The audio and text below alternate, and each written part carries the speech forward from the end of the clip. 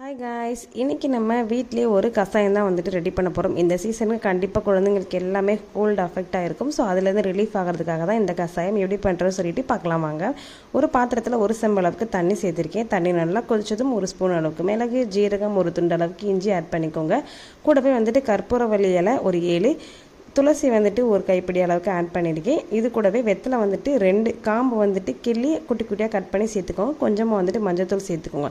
இது கூடவே உங்களுக்கு தேவைப்பட்டுச்சு அப்படின்னா ஓமவல்லி இலை இந்த மாதிரிலாம் வந்துட்டு நீங்கள் ஆட் பண்ணிக்கலாம். நல்லா வந்துட்டு ரிலீஃப் கிடைக்கும். இது வந்துட்டு நல்லா கொதிச்சதுக்கப்புறம் பார்த்தீங்கன்னா ஒரு செம்பளவுக்கு வச்ச தண்ணி வந்துட்டு 3/4 செம்பளவுக்கு நல்லா வந்து கொதித்து அந்த கஷாயத்தில் உள்ள எஃபெக்ட் எல்லாமே இறங்கினதுக்கப்புறமா நம்ம வந்து ஒரு கிளாஸில் ஊற்றி குழந்தைங்களுக்கு கொடுத்துட்டு வந்தோம் அப்படின்னா கண்டிப்பாக வந்துட்டு இருமல் வந்துட்டு இருக்காது. சளியும் வந்துட்டு கொஞ்சம் கொஞ்சமாக குறைய ஆரம்பிச்சிடும். கண்டிப்பாக வந்துட்டு ட்ரை பண்ணி பாருங்கள். இது போல் வீடியோஸ் பார்க்கணும் அப்படின்னா நம்ம சேனலை மறக்காமல் சப்ஸ்கிரைப் பண்ணிக்கோங்க.